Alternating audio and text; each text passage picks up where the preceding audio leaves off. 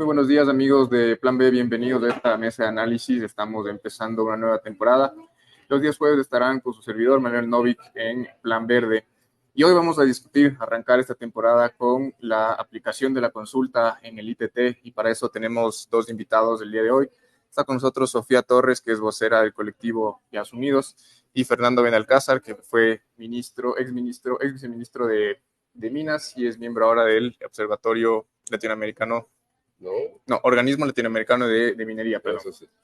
Así que vamos a plantear el debate durante los próximos 30 minutos con los dos invitados. Y quiero abrir el debate preguntándoles por el tema del presupuesto, que es el argumento del gobierno de que no se puede aplicar la detención de lo que significa el cuarto bloque más productivo del país.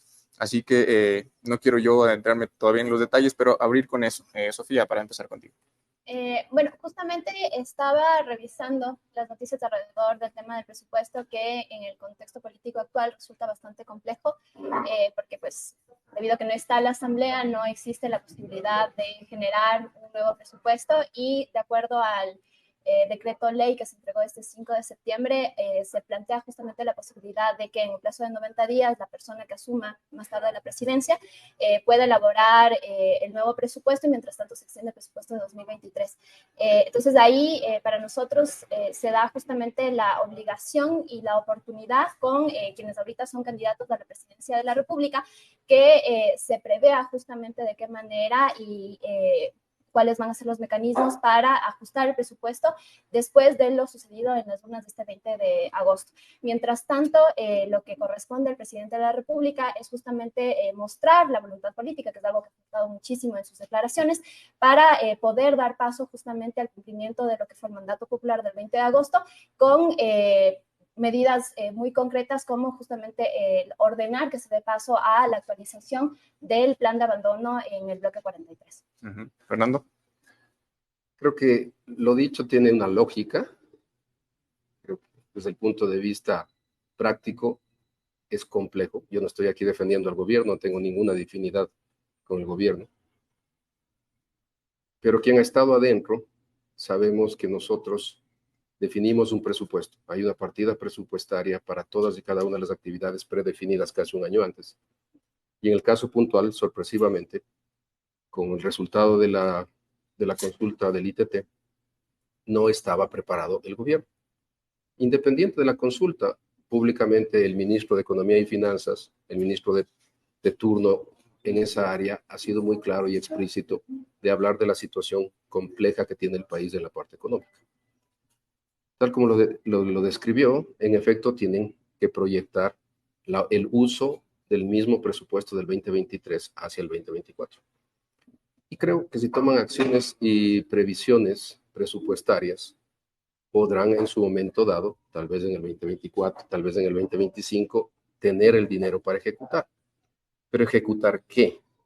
Entonces, no sé si quieres que elabore sobre ese tema, que es la parte ya operativa y práctica, o lo dejamos para el siguiente punto. Quiero plantearles la siguiente idea, igual para que me respondan los dos, y es el tema de que, según las proyecciones, esto implica 1.200 millones. Hay otras proyecciones que indican que serían 500 millones menos.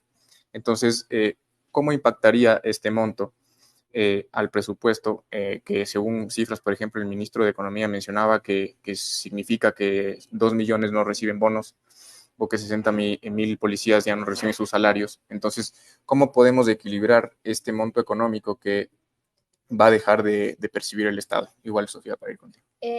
Bueno, a mí me parece mucho una cosa de perspectiva. Lamentablemente, el gobierno lo que ha hecho es, desde los intereses que ha recibido desde el inicio del gobierno, ir sugiriendo que a partir del resultado de estas consultas se tengan que eliminar subsidios, aumentar el IVA y otro tipo de medidas que finalmente afectan a la mayoría de la población e incrementan el costo de vida de la mayoría de la población, cuando existen otras alternativas sin necesidad siquiera de aumentar el tema de los impuestos, sino simplemente hacer que se cumpla lo que realmente dice la ley en cuanto a política fiscal. Tenemos, por ejemplo, los 500 mayores deudores que presenta el SLI, que adeudan cerca de 2.000 millones millones de dólares son deudas en firme. No estamos hablando de las deudas que están en proceso de impugnación ni algo por el estilo, sino deudas que en este momento el Estado, si tuviera la voluntad política, pudiera cobrar directamente. Y otra de las alternativas a bastante corto y mediano plazo está el cumplimiento de la sentencia que tiene Petroecuador con respecto a los mecheros que queman a diario gas y que enferman justamente a las familias de la Amazonía, y que ese gas se determinó que tenía que ser envasado. Hasta la fecha, Petroecuador atribuye ese contrato para que el Estado pueda justamente generar recursos a partir de ese gas que actualmente se está quemando todos los días y que podría significar un ingreso de cerca de 400 millones de dólares, que es de hecho lo que, de acuerdo a la revisión de las cifras que ha dado Petroecuador y otros expertos del tema, sería realmente la cifra que dejaría de percibir el Estado ecuatoriano. Es decir, aprovechar ese recurso del gas, ¿no? Uh-huh. Entonces, Fernando, ¿cómo ve este tema? Justicia fiscal y aprovechar el gas. Me parece súper interesante esa posición, y es una posición en la cual tiene un efecto puntual. Si sumo todo lo que acaba de describir, hablemos que tenemos 3.000 millones, 4.000 millones que vamos a recuperar. Y esos 4.000 millones no se recuperan de la noche a la mañana. Para hablar de una optimización y manejo adecuado de gas, proceso en el cual está involucrado y está trabajando el gobierno a través de sus ingenieros, de sus contratistas y demás, toma tiempo. El tema de hablar de esto de cobro de evasión fiscal, que va por años, en algunos casos hasta décadas, toma su tiempo.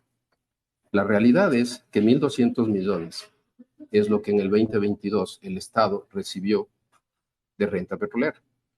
Y la proyección real es que 13.800 millones corresponden al periodo de 20 años que el Estado recibiría si el campo continuaría produciendo y generando esos 56.000, 57.000 barriles día.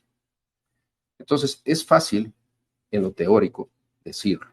Llevarlo a la práctica es muy difícil, y para quien no conoce cómo funciona el sistema interno de la burocracia y del gobierno y de las entidades que están sujetas a los controles de la Contraloría General del Estado, los procesos toman tiempo. Seamos realistas. Hablábamos hace un rato del plan de abandono del campo ITT. ¿Tenían eso listo? La respuesta es no. ¿Tenían que trabajar sobre eso? Sí. Y este es el argumento que ha utilizado el gobierno o las entidades vinculadas a la ejecución de ese abandono para decir que por lo menos en 90 días podrían tener un plan listo. Admirable. Con toda la experiencia que yo tengo, 90 días me parece increíble que lo logren hacer. Segundo, es sui generis. Aprobar ese proceso, ¿quién tiene que aprobar? El propio gobierno. El propio gobierno, ahora hay opiniones que hablan de una veeduría ciudadana que podría contribuir a eso. Perfecto. ¿Quién va a ejecutar eso? Una contratista. Petroecuador no opera. Petroecuador trabaja y la parte operativa la hace a través de contratistas. ¿Cómo contratas un contratista? Definiendo unos términos, definiendo unos acuerdos sobre los cuales sale un proceso de licitación, un contrato. ¿Qué tiempo toma ese contrato? Por lo menos un año, siguiendo los pasos y los procesos que CERCOP establece. Entonces, no estoy justificando la demora, estoy poniendo sobre la mesa las realidades para que haya una demora.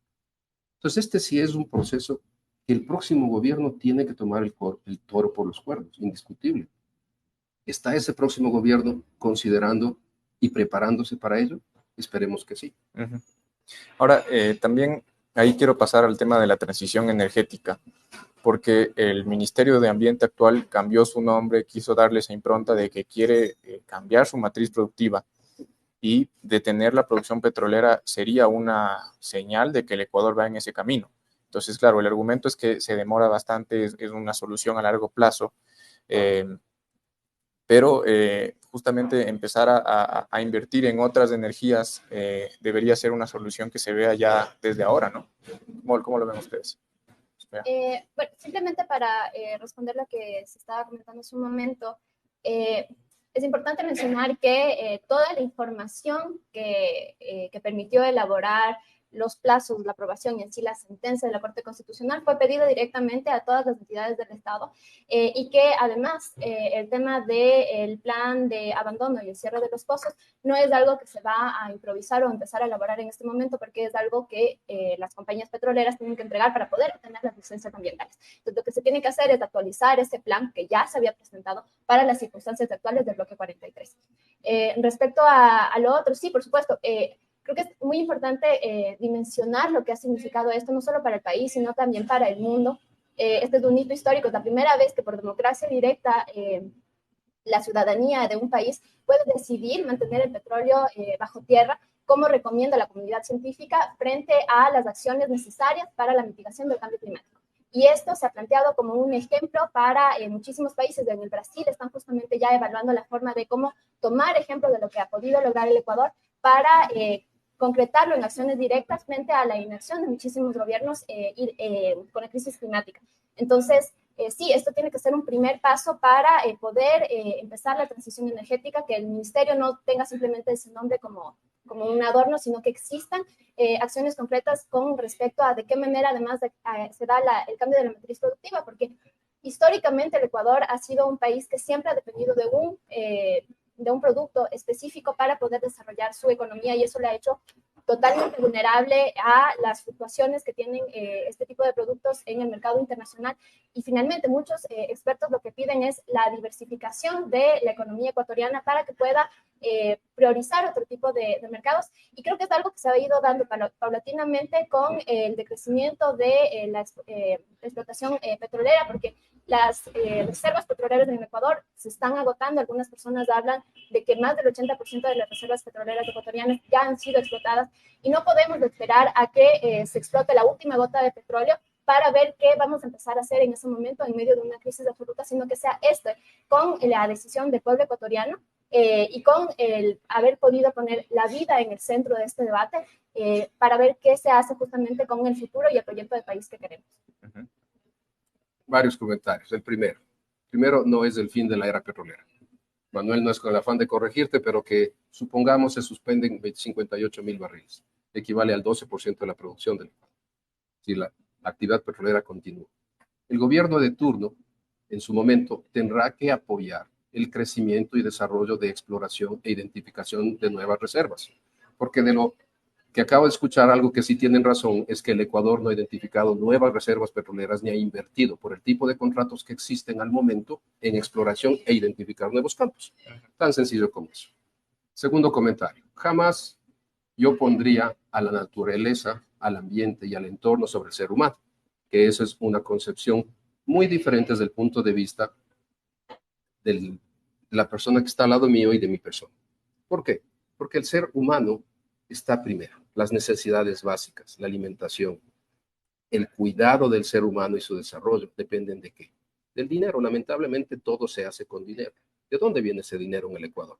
También respeto mucho el comentario, pero no es verdad que el Ecuador tiene un monopolio y sus ingresos y su Producto Interno Bruto depende del petróleo exclusivamente. Sí, es el mayor rubro de exportación del Ecuador y es la base de la economía ecuatoriana combinada con otras actividades como camarón, como banano, pescado, minería, etcétera, etcétera. Entonces no podemos decir se acabó el mundo, tenemos que transformar, dejar de tener petróleo y el resto, el Ecuador, veremos cómo subsiste. No, no. El Ecuador es un país petrolero, seguirá siendo un país petrolero y continuará en áreas importantísimas para la transición energética. ¿Cuáles son esas? La minería, que es otro rubro al cual estos mismos grupos, con el respeto que se merecen, no le pueden ver ni en pintura al desarrollo de una actividad que en este país hoy día se está constituyendo en el cuarto rubro de exportación del Ecuador. Cuarto rubro, primero el petróleo. Y la transición energética depende de qué? De que cuentes con cierto tipo de minerales. No nos olvidemos que el Ecuador es un ejemplo en la región, así como puede ser un ejemplo que citó usted en el tema de Brasil. En el tema formal de generación eléctrica renovable, el Ecuador tiene un porcentaje altísimo de renovables. Y es lo que le permite al Ecuador estar en donde está y en los momentos fuera del estiaje, obviamente, se maneja hasta exportando la energía nacional. Y algo para concluir este punto, es importantísimo considerar que el Ecuador no puede darse el lujo contrariamente a países como Noruega, como el Reino Unido, como Canadá, Estados Unidos, países del primer mundo, países absolutamente sólidos económicamente y desarrollados. De decir, damos un ejemplo al mundo y suspendemos, vamos a dejar el petróleo bajo la tierra porque democráticamente así lo hemos decidido. Yo creo que es un precedente malo desde el punto de vista del desarrollo de un país en un país pobre. Puede ser ejemplar para otras economías que ojalá lo puedan hacer, pero Reino Unido y Noruega hace 3 semanas lanzaron invitaciones para crecer la frontera de desarrollo y exploración y búsqueda de petróleo y gas en ambientes hasta más sensibles como puede ser hacia el Ártico.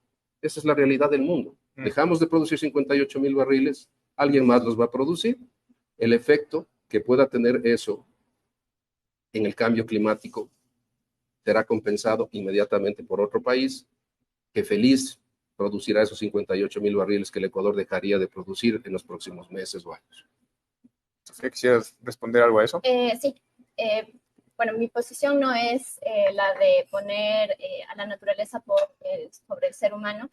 Cuando hablaba de poner a la vida en el centro, es justamente recordando las muchísimas conversaciones que tuvimos con personas de distintos territorios a lo largo de la campaña, que nos hablaban de cómo en el discurso de estos más de 50 años de explotación petrolera se hablaba de convertir al Ecuador en la Suiza de Latinoamérica con esos recursos, y finalmente la inversión que se pudo haber logrado, los recursos que pudieron haber sido extraídos de esos territorios, no llegaron a esas poblaciones. La Amazonía sigue siendo la región más empobrecida de todo el Ecuador, y en especial las provincias petroleras son las provincias que tienen los índices de pobreza por ingreso más altos de todo el país. Entonces, los territorios que están sufriendo las consecuencias en enfermedades, en contaminación, no son los territorios que más beneficiados han sido, y además hay otro grave problema con respecto a la Amazonía y el manejo de sus recursos, que se hablaba muchísimo de cuánto se puede invertir en salud, en educación para la población ecuatoriana,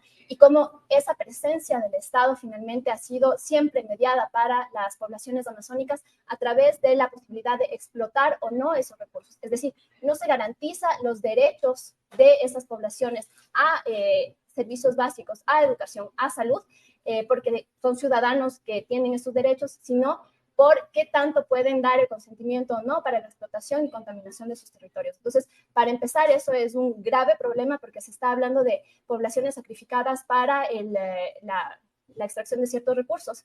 Y por otro lado, yo ahí concuerdo muchísimo. No hay una sola actividad que está sosteniendo la economía del país. De hecho, hace uno o dos meses salió una noticia que explicaba que actualmente, en cuanto a exportaciones, del 60% de las exportaciones del Ecuador ya no son ni petróleo ni minería, sino la mayoría son justamente otro tipo de exportaciones, como los ejemplos que daba de camarón y de otros productos que se producen aquí en el territorio. Entonces, justamente se ha empezado a dar esta diversificación, y creo que puede seguir siendo el camino que tome el Ecuador para salir de una economía extractivista, que hay otras alternativas, hay otras formas justamente de generar ingresos suficientes para el Ecuador, y que no implican el sumergir a ciertas poblaciones en condiciones de vida para nada adecuadas, que ponen en riesgo su salud. Vemos incluso la incidencia de cáncer en la Amazonía es gravísima, y son además poblaciones que ni siquiera tienen acceso a centros de salud. Entonces, ¿dónde está realmente esa priorización que se da al ser humano en este modelo, cuando hay poblaciones que viven aún en la miseria, poblaciones que tienen 30 años de explotación petrolera y ni siquiera tienen acceso a agua potable, y que en algún momento tenían acceso a agua limpia, pero que actualmente solamente tienen ríos contaminados? Sobre lo que mencionas del tema social de las comunidades, quiero preguntarles sus perspectivas de eso, ¿no? La Amazonía en cifras sigue siendo una región empobrecida. Las comunidades vimos que votaron ahí por el no porque tienen el empleo, ¿no? Entonces, sus perspectivas, quiero saber más de eso. A ver, desde el tema social, con el respeto que se merecen los comentarios anteriores, me encantaría saber por qué hoy 2 provincias se pronuncian formalmente que quieren que la actividad continúe. Será porque conocen más de cerca el tema minero, el tema petrolero, perdón, y son beneficiarios directos en ahí, todas las áreas. Perdón, le dejo seguir, pero de pronto ellos, por la necesidad de empleo que tienen, no tienen esa necesidad más bien de preservar la naturaleza, porque es lógico que necesitan el empleo, ¿no? Okay. Ahí yo creo que estás también equivocado en el concepto. ¿Por qué preservar la naturaleza? La actividad petrolera y minera es compatible con el entorno. Pueden hacerse las cosas bien. Hay proyectos en todo el mundo y en el Ecuador, varios proyectos de clase mundial que con las experiencias ecuatorianas exportamos tecnología ecuatoriana de gente de primera para proyectos en el Parque Nacional Yasuní. Orgullosamente los lideré todos esos proyectos en donde pueden coexistir perfectamente. No es como tú me dices, o lo uno o lo otro. Esa es una dicotomía que estos grupos sí logran crear en las personas. O hacemos o no hacemos. Y no es así, no es así. Segundo punto, increíble que se hable y se utilice el tema social para decir que les han consultado, cuando hoy día vemos que todos estos grupos, específicamente en el área de influencia inmediata del campo ITT, no solo por el empleo, sino por los beneficios que tienen, beneficios que vienen a través del Estado y a través de las empresas, en cuanto a salud, en cuanto a comunicación, en cuanto a transporte, en cuanto a desarrollo educativo y demás. Van a enfrentar una situación de pérdida, una situación en la cual ellos saben que no va a existir esa presencia del Estado. Y en eso tiene razón. El Estado falla en eso. En las zonas remotas no hay presencia del Estado. Y no es que es del Oriente, no es que es Loja, no es que es Macara, en donde no hay una actividad y una gran ciudad cerca, el Estado no existe. Es una cosa que le guste o no, pero hay esa deficiencia. Y el tema social pasa a ser tan relevante que va más allá de la comunidad local. En el país en el cual se pueda tener un impacto económico y una deficiencia, un déficit de dinero por los próximos 20 años, de promedio, $1.000 millones, difícilmente le veo yo que actividad alguna en estos primeros años pueda reemplazar. Ideal llegar a una transición, ideal llegar a montar un esquema en el cual yo invito a las personas que están involucradas en el tema ambiental a unir esfuerzos y hacer un cambio en el cual el gobierno de turno, tras adoptar una política de Estado, busque cómo generar esa transición ambiental, ecológica, energética, pero eso toma 20, 30 años. Noruega, ¿cuántos años maneja ya un fondo de transición? El fondo más rico de la Tierra, 40 años. Y siguen haciendo actividad petrolera y siguen creciendo. Y es un país con mucho menos población que nosotros. Eso es a lo que tenemos que ir. Buscar la manera de crear esto como una política de Estado que independiente del gobierno de 18 meses, de 4 años, de 18 meses, de 10 años, pueda continuar y permita hacer una transición. Tú dime, si no hay combustibles fósiles hoy día en el Ecuador, ¿cómo te mueves? Todo el parque automotor nuestro en su gran mayoría depende de diésel o depende de gasolina. Y lo poco que tenemos de carros híbridos eléctricos, ¿cuánto demandan? 4 o 5 veces más componentes minerales de cobre, litio, cobalto que un carro convencional. Esa transición no se hace de la noche a la mañana. Hoy día toda Europa está padeciendo con el tema de la falta de litio, de cobre y cobalto para sus carros eléctricos. Y están volviendo ¿a qué? A mecanismos anteriores de fósil, porque no, es la única forma de compensar las necesidades humanas versus la falta de minerales. Y los minerales, insisto, va a ser otra de las próximas zonas de discusión y de ataque. No a la minería, no a la minería. Hoy día, ¿por qué? ¿Cómo llegamos acá todos? Llegamos caminando, claro. Venimos en carro, estamos sentados aquí. Toda esta tecnología que tienes alrededor nuestro, ¿qué es? Minería pura. ¿Cómo le ves tú eso, Sofía? Bueno, hay varios puntos. Quisiera empezar por decir que estoy de acuerdo con que tiene que ser una política pública de Estado el tema de la transición ecológica y energética, pero además que todo el tema del cierre y salida del bloque 43 tiene que ser algo que se maneje también en consenso y conversación con las comunidades y la población que está dentro de la zona. Tiene que ser socialmente responsable, tiene que haber justamente una política que busque solventar de alguna forma, porque nosotros estamos plenamente conscientes que por precarios que hayan sido los empleos que puede ofrecer la industria petrolera a las poblaciones de la zona, son empleos que de alguna forma sostenían económicamente a sus familias y que tiene que ser justamente la oportunidad de empezar a generar otro tipo de economías, de otro tipo de emprendimientos, de lógicas económicas dentro de esas zonas para poder sostener a esas familias económicamente, y es por eso que este proceso no puede ser simplemente una cosa de se cierran las llaves y nos vamos, sino que hay toda una construcción que tiene que ser para el bloque 43, pero en general en una construcción más amplia de política pública de cómo se va a manejar el tema del desarrollo económico en el país. Creo además que esta cosa de culpar a las poblaciones que justamente tienen una dependencia económica y simplemente reducir el análisis sin entender que hay gobiernos locales que hicieron abiertamente campaña por el no porque tienen financiamientos directos de petroleras, o que hubo incluso, tenemos registradas varias denuncias de personas que trabajaban en otros bloques petroleros, no en el bloque 43, a quienes se les pidió llevar la foto de su voto por el no para poder conservar su trabajo dentro de las petroleras. Y esto es sumamente preocupante porque de hecho dentro de estas provincias hubo incluso una campaña de desinformación diciendo que de ganar el sí se iba a suspender toda la actividad petrolera en el Ecuador, que como acaba de mencionar hace unos momentos es totalmente falso porque estamos hablando del bloque 43. Entonces, me parece aquí que, de nuevo, lo que va a suceder en el bloque 43 es algo que justamente tiene que plantearse de manera amplia hacia una transición ecológica y que pueda, además, pensar que, claro, en este momento en el que nos vamos a deshacer de todos los derivados de petróleo, no es posible, por eso justamente se habla de una transición ecológica, pero tiene que haber justamente también ese enfoque muy en lo social y entender que no es algo que va a suceder de la noche a la mañana, pero que pueden haber pasos para irlo haciendo de otra forma.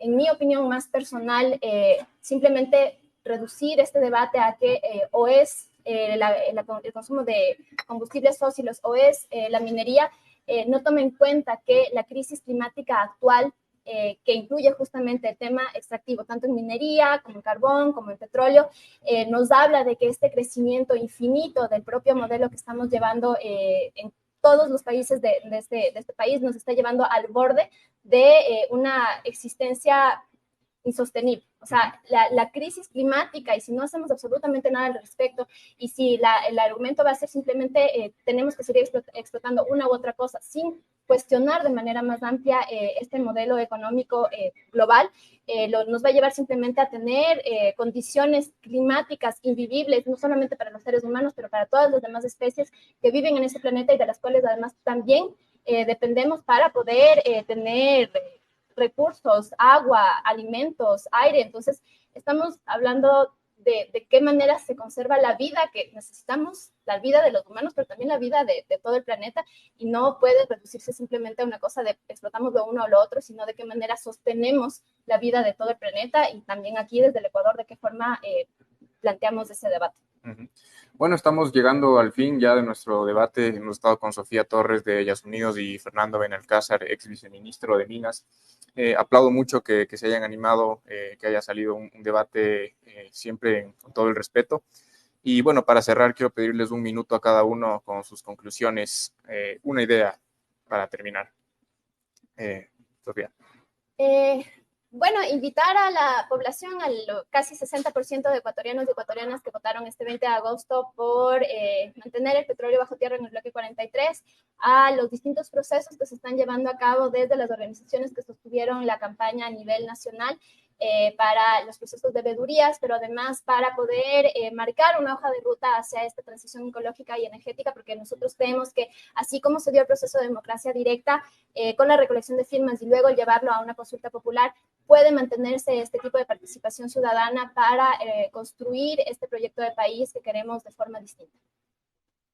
Invito a ese mismo 60% y al 40% que votó a favor de la industria petrolera a que se eduquen mejor, concienticen, se den cuenta que no es este discurso alarmista de que se acaba el mundo, se acaba la humanidad, se acaba la vida, se acaba el agua. No, no es así. La coexistencia en el desarrollo de proyectos, sean petroleros, mineros o cualquier proyecto productivo, con el entorno, con lo social, es vital. El ser humano va primero. El ser humano es uno de los 3 componentes claves, la palabra que se ha repetido aquí varias veces, la sostenibilidad. El tema ambiental va cogido de la mano con la parte social y no se diga con la económica. Esto es clave para el Ecuador. El país tiene que crecer y continuar creciendo. El respeto a la vida se da con el desarrollo y cuidado del entorno, de los seres humanos pero algo que económicamente le mantenga sostenido en el tiempo. Bueno, muchas gracias a los dos. Muchas gracias también al Café 8:30. Estamos transmitiendo desde el Cine 8:30. Agradecemos mucho el espacio. Y no se pierdan el día lunes una nueva mesa de análisis con nuestro director Juan Carlos Calderón. Seguimos con esta nueva temporada. Muchas gracias por acompañarnos hoy. Hasta la próxima. Gracias.